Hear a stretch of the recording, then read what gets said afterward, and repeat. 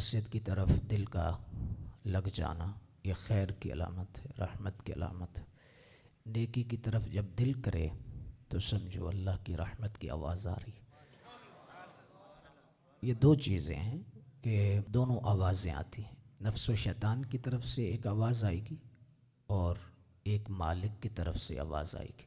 تو ظاہر ہے کہ الشیطان یعدکم الفقر ویأمرکم بالفحشاء، شیطان ہمیشہ برائی کی دعوت دے گا، نفس کے لیے بھی، وما ابرئ نفسی ان النفس لعمارۃ بالسوء، برائی کی طرف ہی لے کے جائے گا۔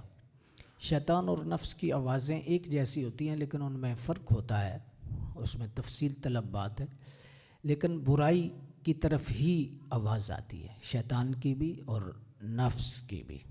یعنی یہ نفس اندر کا چور ہے، شیطان باہر کا چور ہے، اور اندر کا چور جب ملتا ہے تو باہر کا چور کامیاب ہو جاتا۔ تو اس لیے صوفیاء نے نفس کی پاکیزگی پہ زور دیا، نفس کی اصلاح پہ زور دیا، دل کی اصلاح پہ زور دیا کہ جب تزکیہ نفس ہو جائے گا تو شیطان کے ہتھ کنڈے اتنے زیادہ کامیاب نہیں ہو سکیں گے۔